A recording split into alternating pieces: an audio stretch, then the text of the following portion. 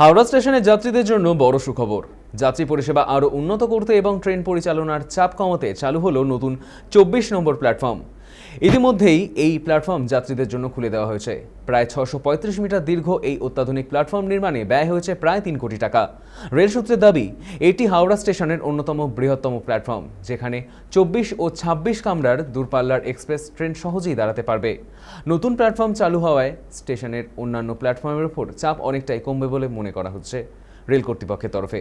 ফলে ট্রেন পরিচালনা হবে আরও সুষ্ঠুভাবে, কমবে জট। রেল কর্তৃপক্ষের মতে এই উদ্যোগ শুধু ট্রেন পরিচালনার গতি আনবে তা নয়, বরং দেশের অন্যতম ব্যস্ত এই স্টেশনে যাত্রী পরিষেবার মানকেও আরও এক ধাপ এগিয়ে নিয়ে যাবে।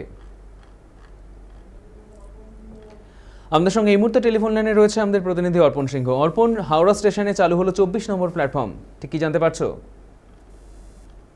এই আজ সকাল থেকে কিন্তু সেই ট্রেন চলাচল শুরু হয়েছে এমনটাই কিন্তু জানা যায় রেল সূত্রে, এবং যাত্রী পরিষেবা নিয়ে আরো উন্নত হবে সেই পরিকল্পনা নিয়ে কিন্তু এর আগে থাকতেই রেলের সূত্রে কিন্তু জানা গেছিল, এবং সেই মতোই আজ আনুষ্ঠানিকভাবে কিন্তু চালু হলো 24 নম্বর প্ল্যাটফর্ম। এবং যেটা জানা যায় যে 635 মিটার দীর্ঘ অত্যাধুনিক প্ল্যাটফর্মটি নির্মাণে কিন্তু প্রায় 3 কোটি টাকারও বেশি কিছু ব্যয় হয়েছে এমনটাই কিন্তু জানা যায়। তবে এটি হাওড়া স্টেশনের অন্যতম বৃহত্তম প্ল্যাটফর্ম বলে কিন্তু পরিচিত, যেটা মানুষজন জানবে।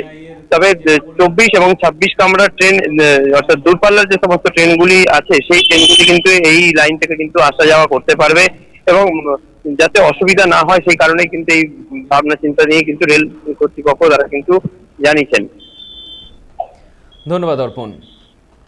হাওড়া স্টেশনে চালু হলো 24 নম্বর প্ল্যাটফর্ম, আর আজ থেকেই খুলে দেওয়া হয়েছে যাত্রীদের জন্য। 635 মিটার লম্বা এই প্ল্যাটফর্ম অনেকটাই যাত্রীদের চাপ এবং ট্রেন পরিচালনার চাপ কমাবে বলে মনে করছে রেল কর্তৃপক্ষ।